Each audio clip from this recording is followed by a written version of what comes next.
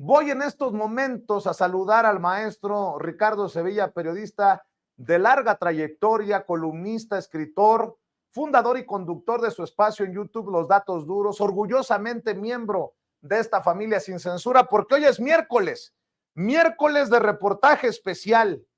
Y creo que nuevamente el maestro Ricardo Sevilla va a dejar la víbora chillando y va a tener que mandarle su dotación, así como Chabelo, su dotación de vitacilina a algunos por ahí que no van a estar muy contentos con lo que nos va a informar. El Consejo de la Judicatura Federal paga seguros millonarios para que sus miembros no se inquieten ni paguen de su bolsa. Y esto es importante.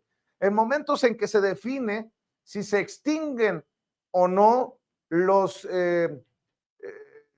fideicomisos en el Poder Judicial, desde el Legislativo lo están analizando. Ayer en comisiones se aprobó esto de extinguir los fideicomisos por más de 15,000 millones de pesos, y en momentos en que pues el Poder Judicial pide más dinero para el próximo año. Esto que nos va a informar el maestro Ricardo Sevilla es sumamente relevante. Mi querido Ricardo, te saludo con mucho gusto. Buenos días. Buenos días, querido Vicente, público memorioso. Yo también te recibo y te correspondo el saludo con mucho gusto. Y fíjate que antes de ir a estos datos duros completamente escalofriantes, y lo estaba yo conversando tras cámaras con Ceci, porque yo estoy completamente enardecido, creo que hasta me están sudando las manos porque había cifras que yo sencillamente no podía o no daba crédito de que realmente era eso lo que estaba yo encontrando. Creo que necesitamos un poquito de contexto y se lo voy a dar, porque en teoría los fideicomisos fueron inventados, fueron concebidos para auxiliar supuestamente a los gobiernos a desarrollar áreas que se suponía eran estratégicas y prioritarias, como la infraestructura pública, las pensiones de los trabajadores del Estado, la prevención o atención de los desastres naturales e incluso la estabilización financiera.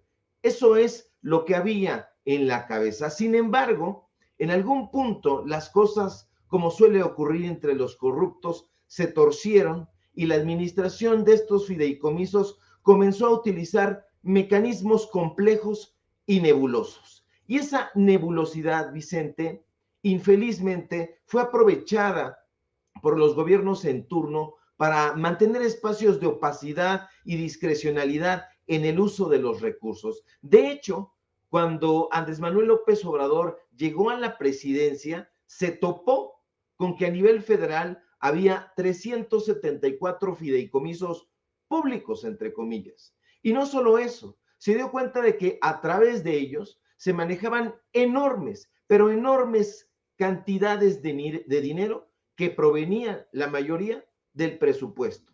En 2018, por ejemplo, a estos fideicomisos se les habían destinado 835,477 millones de pesos, lo cual representaba, para que lo entendamos un poco mejor, aproximadamente el 15.8% de todo el presupuesto público de ese año, de ese 2018. Hoy mismo, en la conferencia mañanera, el presidente López Obrador dijo que mucho del dinero del presupuesto se utilizaba para tener buenas oficinas en San Ángel, por ejemplo. Así lo dijo. Y la referencia, Vicente, para nada fue casual o fortuita. Y no lo fue desde mi punto de vista, porque precisamente el edificio sede del Consejo de la Judicatura Federal se encuentra ubicado en Insurgentes Sur 2417. Y precisamente ahí, en San Ángel, la colonia San Ángel, en la alcaldía Álvaro Obregón.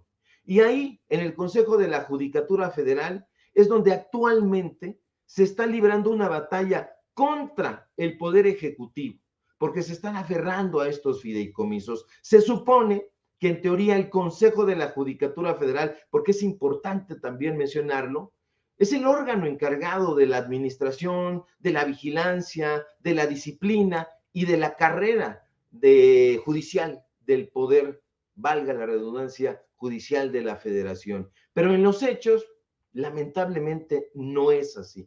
Y no lo es porque el Consejo de la Judicatura no ha velado por la autonomía de los órganos del Poder Judicial de la Federación, ni por la independencia, ni por la imparcialidad de sus miembros. Al contrario, parece solapar la corrupción y la falta de equidad que ha existido en buena parte de sus integrantes y que lo hemos visto sobre todo en los últimos meses. En los medios de comunicación corporativos, desde luego, usted los conoce, no han dudado en cerrar filas con el Consejo de la Judicatura Federal, con la Suprema Corte de Justicia de la Nación y con el Tribunal Electoral del Poder Judicial de la Federación. En los espacios, digamos, de Ciro Gómez Leiva, de Joaquín López Dóriga, de Carlos Loret de Mola y de los que usted quiera, han acusado al presidente López Obrador de encabezar una embestida contra el Poder Judicial. Pobre Poder Judicial. Y eso se debe a que López Obrador no se ha andado por las ramas y ha dicho con todas sus letras que el Poder Judicial no beneficia en nada a la mayoría del pueblo de México, sino al contrario, lo perjudica. Y el presidente ha exhibido con datos duros los privilegios excesivos que tiene la burocracia dorada del Poder Judicial. De ahí que su gobierno haya decidido eliminar los fideicomisos desde el principio. Desde el inicio de su sexenio, así lo advirtió. Así se lo propuso y así comenzó a construirlo. Pero ahora también ha propuesto eliminar 13 fideicomisos del Poder Judicial, lo cual representa, y por eso están llorando, alrededor de 15,000 millones de pesos. Y aunque los medios de derecha se empeñan en denostar la extinción de los fideicomisos, lo cierto es que el Poder Judicial tiene privilegios desmedidos que no tiene ni tendremos nunca en el pueblo de México.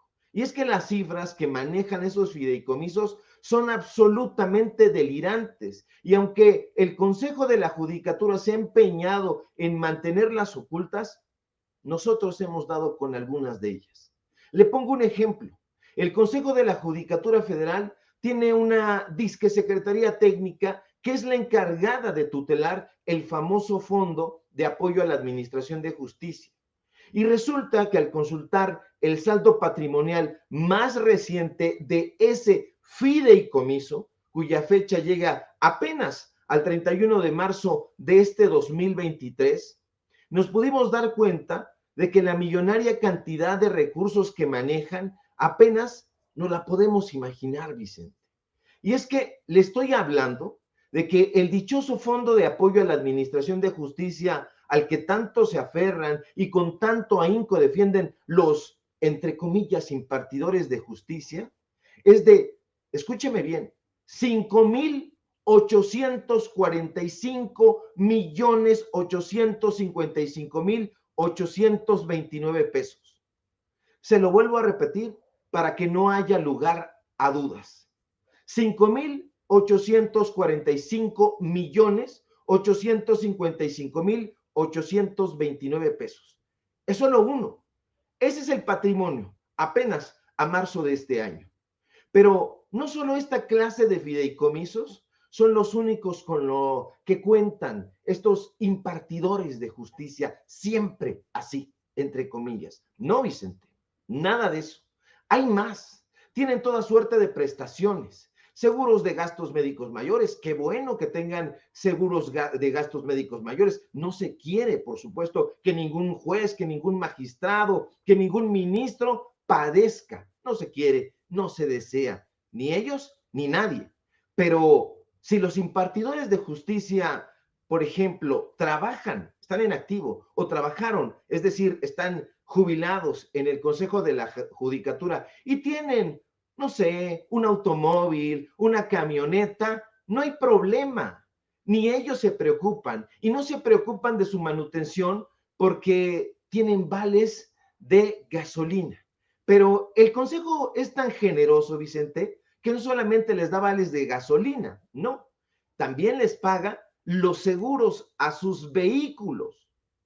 Y no solo a los vehículos que le pertenecen a la institución, no, sino aquellos vehículos que le pertenecen, que son propiedad de los trabajadores e incluso de los extrabajadores.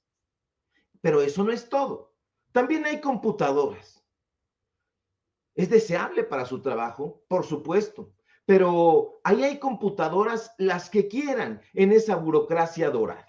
De hecho, el Consejo de la Judicatura gastó este año más de 200 millones de pesos en computadoras portátiles, mejor conocidas como laptop marca Lenovo, para sus empleados, para que no les hagan falta, para que se las lleven a su casa, para que las tengan ahí. De hecho, la cifra exacta fue de 212 millones 604 mil 800 pesos. Entonces, estos personajes, Vicente, se están aferrando a que el Consejo de la Judicatura está siendo mermado, está siendo atacado por el gobierno federal, pero cuando nosotros vemos tras bambalinas qué es lo que se está anidando en ese poder judicial, nos sorprendemos, nos vamos de espaldas, las cifras son absolutamente delirantes y yo decidí para este reportaje especial no darle más cifras. ¿Para qué? Para que lo fuéramos digiriendo poco a poco. Esto lo vamos a ir sacando porque encontramos cualquier cantidad de información y de testimonios, pero no de testimonios ahora sí, de gente que está en el interior del Consejo de la Judicatura. Porque otras veces, por ejemplo, nos encontramos con testimonios dentro de la Universidad Nacional Autónoma de México que está harta, que está fastidiada de la corrupción, pero resulta que en el Consejo de la Judicatura no parecen estar hartos y uno sabe, entiende por qué, porque esta clase de prestaciones, esta clase de privilegios a esta burocracia dorada es inaudita, es execrable y es intolerable. Debe existir, Vicente, público memorioso, una limpia absoluta a ese poder judicial que está completamente separado de las necesidades que enfrenta todos los días el pueblo de México. Esta clase de cifras que vamos a subir en un momento más en Twitter o en X, yo creo que, como tú dijiste al principio, va a hacer que estos personajes se enojen, se enardezcan más. De por sí ya estamos ahí más o menos vetados, identificados y todo, pero con este tipo de reportajes, pues bueno, seguimos acentuando que nuestra preocupación principal es que la gente esté informada y que sepa por qué están llorando estos personajes, querido Vicente, y esos son los datos duros del día de hoy. Fíjate, mi querido Ricardo, que antes de que te vayas, me gustaría que me des tu opinión acerca de un personaje, de una mujer que es parte de este grupo de buscadores del hueso, de damnificados del Chayo, que andan pues buscando por dónde regresar, por dónde encontrarle, han de estar muy desesperados. Pero fíjate, Ricardo, para esto déjame rescatar y ojalá que la persona que se sienta aludida aclare o rechace apoyos por dinero o de mala entraña o convenencieros. ¿Se acuerda de esto que ocurrió en el Senado de la República cuando estuve allá con un grupo de amigos en un evento del papá y el hermano de Julian Assange, y que cuando bajamos ya rumbo a la salida nos topamos con no solamente la senadora chapulina, traidora, Lili Telles, sino con su séquito, entre ellos este personaje que se llama Paola Migoya, que en ese momento también arremetió con furia contra su servidor y que después investigamos quién era porque no dábamos con bola en ese momento. A ver, don David, ¿tiene ese video? Échelo, por favor. Lili, ¿Qué me iba a pasar cuando me encontrara contigo? Que tenían muchos pantalones, decías. ¿Eh? El chayote, los chayoteros de Morena, caray. ¿Y usted quién es? ¿Cuánto te pagan los payaseros? Esa señora que iba atrás de Lili Telles, que dice, el chayote, los chayoteros de Morena, ¿cuánto te pagan? Pues se va a tener que tragar todo su veneno, porque yo habría de preguntar si es que su apoyo a Alejandro Armenta, el expresidente de la mesa directiva del Senado, el senador, creo que ya con licencia de Morena, que está buscando ser el coordinador de la defensa de la 4T en aquel estado en Puebla, pues ahora anda muy cuatrotera, para sorpresa de su servidor. Fíjese que esta señora, en su momento, hay un tuit de esta señora donde está el hijo mayor del presidente Andrés Manuel López Obrador con una motocicleta, don David. Esta señora que iba atrás de Lili Telles, porque era su asesora, porque era su achichincle, porque seguramente recibía dinero, y con qué cara gritaban, ¿no?, los chayoteros de Morena, pues se pronunciaba así en redes sociales. No sé si lo tengas por ahí, donde ese mero dice: los conocedores de motos, ¿cuánto cuesta esta moto? ¿Nos pueden informar? Y José Ramón López Beltrán, ¿cuánto robas? Lo escribió el 19 de marzo de 2022. Y luego escribió un tuit contra el presidente Andrés Manuel López Obrador. Es broma, ¿verdad? Escribía en redes sociales Paola Migoya. Es broma, ¿verdad? No he visto un presidentito más ignorante que López Obrador, y movía el hashtag López corrupto inepto. No sé si tenga por ahí el tuit para que luego no vayan a decir que ando exagerando o levantando falsos. A ver si lo tienes por ahí, don David, te lo acabo de enviar. Échame la mano, don David, este tuit que dice Paola Migoya. Es broma, ¿verdad? No he visto a un presidentito más ignorante que López Obrador. López Obrador corrupto. No sé si lo tengas por ahí, David. Te lo envié al chat. Estoy haciendo esta exposición para que sea contundente la exhibición, mi querido Ricardo Sevilla. Échalo, David. No me haga quedar mal con la audiencia de ándale. No me asustes, David, no me asustes. Ándale, eso hasta acercamiento. Pues esa mujer, Paola Migoya, ahora anda dándole vuelo a esta encuesta del Heraldo de México que dice que con 27.9% Alejandro Armenta encabeza las tendencias entre los votantes de Morena que escogerían al candidato a gobernador de Puebla, de acuerdo con estos datos, le digo, de la encuesta de El Heraldo.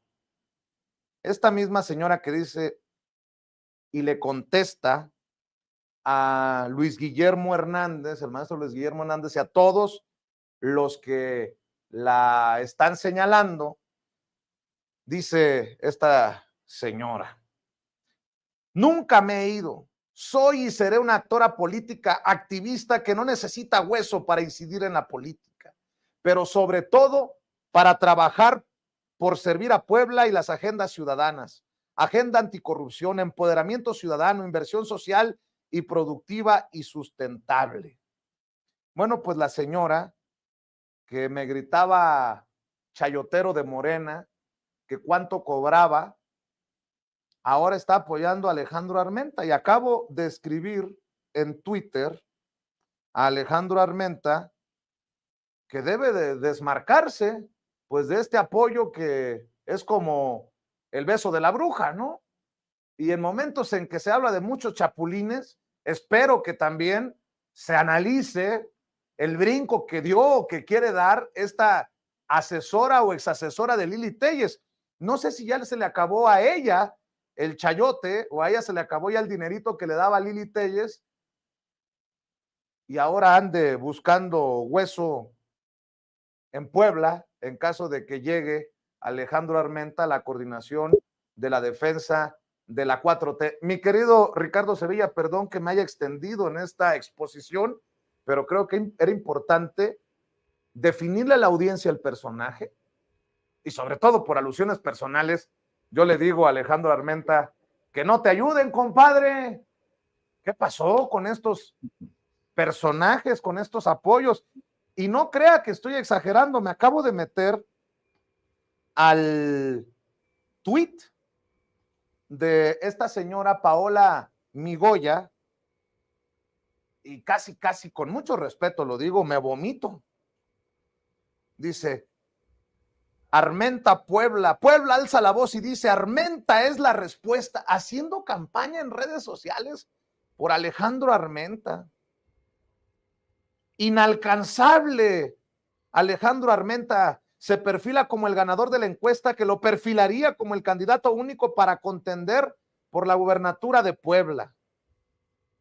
Dame tu opinión, Ricardo Sevilla, porque yo he preguntado en estos momentos en que Rommel Pacheco es recibido en la bancada de Morena en la Cámara de Diputados, en momentos en que se le da la bienvenida al Verde, y lo menciono porque es parte de la coalición Juntos Hacemos Historia, Verde, PT, Morena, a priistas de 40 años, como el caso de, creo que se llama Juan Carlos o Carlos Jorge Marín, no sé qué madre se llama, allá en Yucatán, o el propio Rubiel Ávila, exgobernador priista del Estado de México, al Verde, y por ende a esta coalición.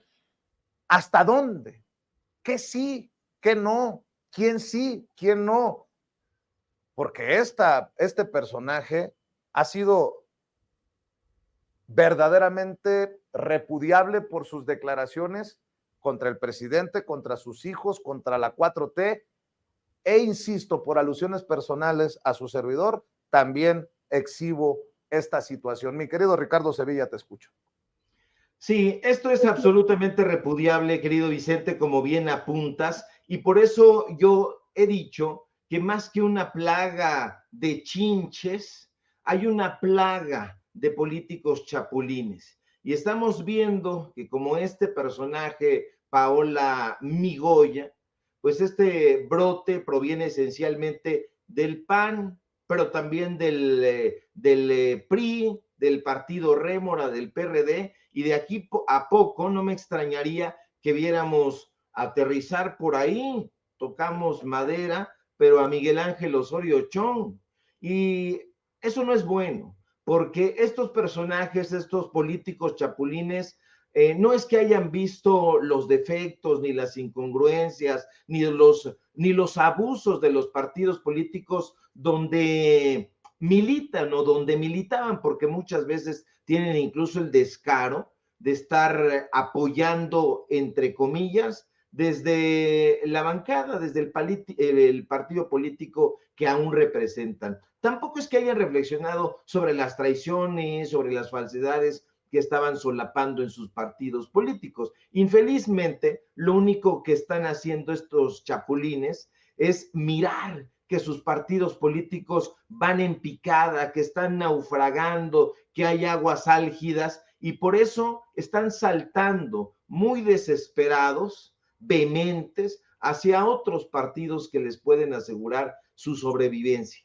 Desgraciadamente, Vicente, cada vez es más frecuente ver que un panista como esta persona, de buenas a primeras, se diga arrepentido de su cruzada contra el pueblo de México, haga maletas y sus frágiles convicciones la lleven hacia otro personaje que en otro tiempo había criticado. Pero eso le puede costar muy caro a este tipo de personajes, porque la gente, y lo hemos dicho en varias ocasiones, observa, dice, ¿qué demonios está sucediendo? ¿Por qué los partidos aliados, en este caso Morena, el Verde Ecologista, no sé si tanto el PT, pero pudiera ocurrir, los están recibiendo sin mayores objeciones? A veces y en otro tiempo se tomaban la molestia de decir, bueno, es que voy a dar un comunicado porque mis convicciones ya no están de este lado, sino en otro lado. Ya he cambiado de parecer, pero hoy no hace ni eso, Vicente.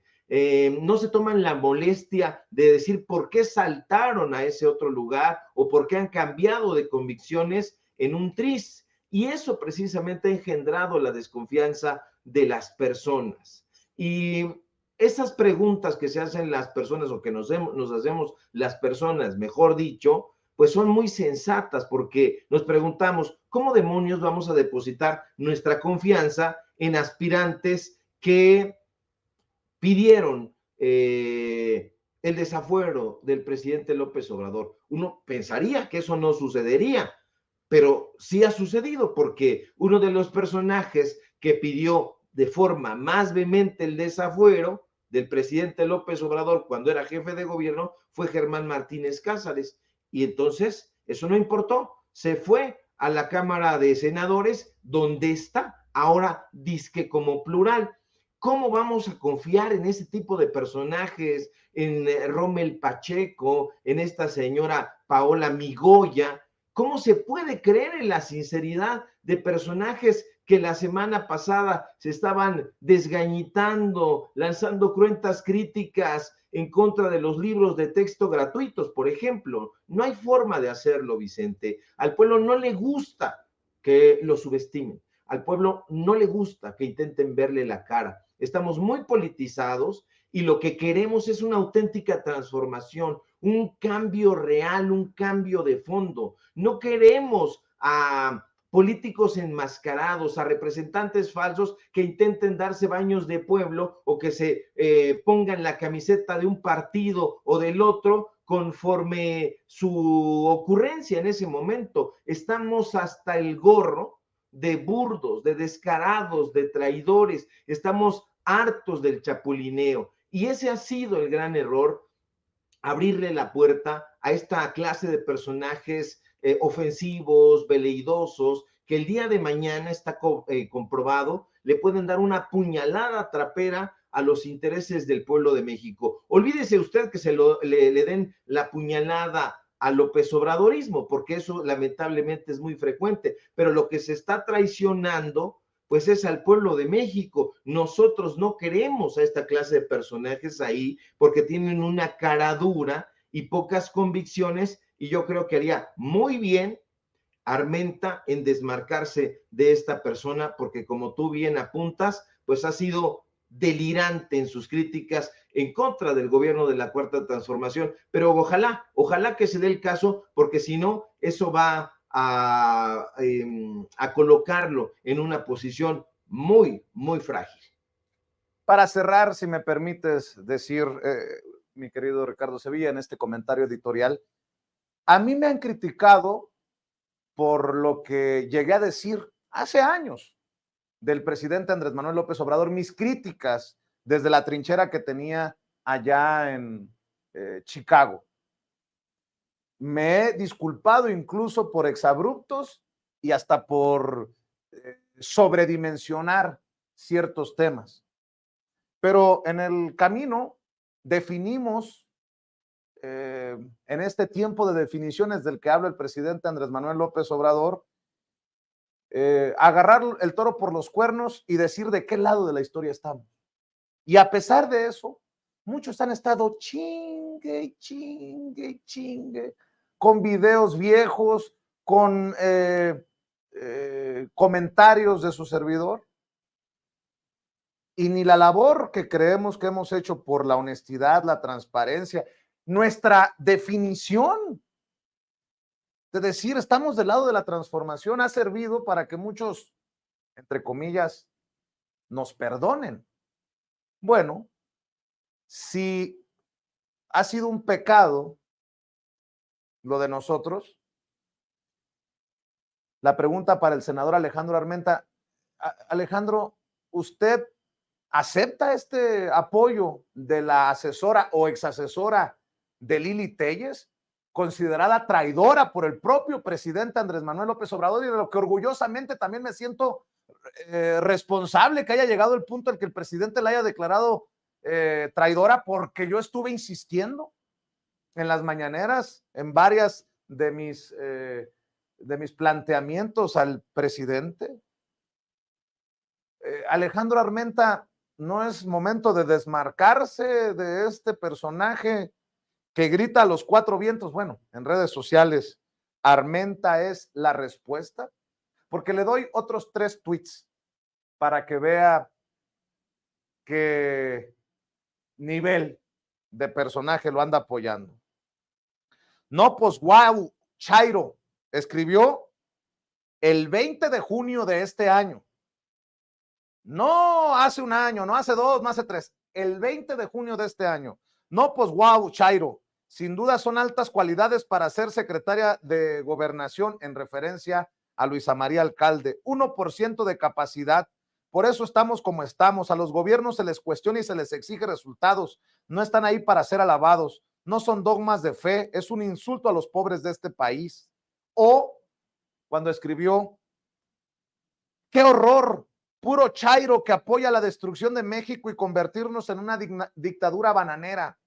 O cállate, Chairo amaestrado y pagado.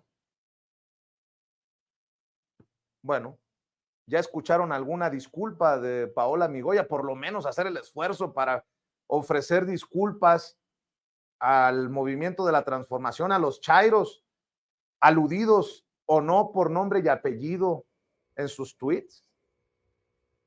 Bueno, ahí la dejo. Y la dejo de tarea, don Alejandro Armenta, con mucho respeto, lo digo sin censura. Mi querido Ricardo Sevilla, ¿por qué no cerramos invitando a esta audiencia diferente e inteligente de muchos chairos, orgullosamente, para que te sigan en tus redes, para que sigan los hilos en la X, en Twitter, y para que estén al pendiente de tus esfuerzos? Claro que sí, querido Vicente, público memorioso. Señor Armenta, no se acerque a esa clase de personas o la va a pagar, en serio, la va a pagar, las consecuencias van a ser muy graves. Esta mujer con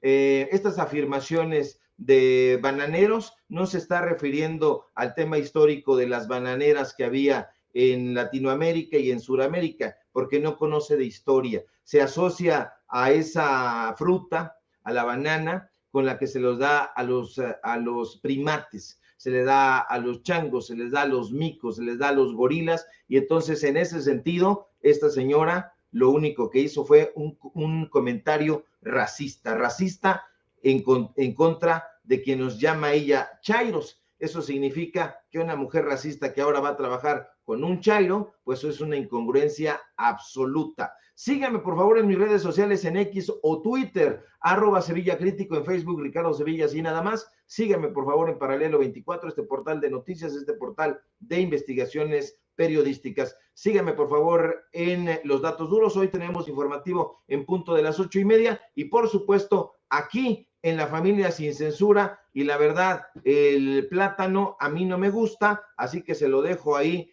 a quien le guste, y yo creo que allá a varios de esos chayoteritos les gusta muchísimo, así que se atasquen con esos buenos frutos que se dan ahí en el trópico sobre todo. Te mando un abrazo fuerte, mi querido Vicente, y estamos pendientes de la información. Nada más hacer una aclaración, no es lo mismo que te guste el plátano y otra que te la den peladita y en la boca. Mi querido Ricardo Sevilla, te mando un abrazo, que pases excelente día, maestro. Igualmente, gracias.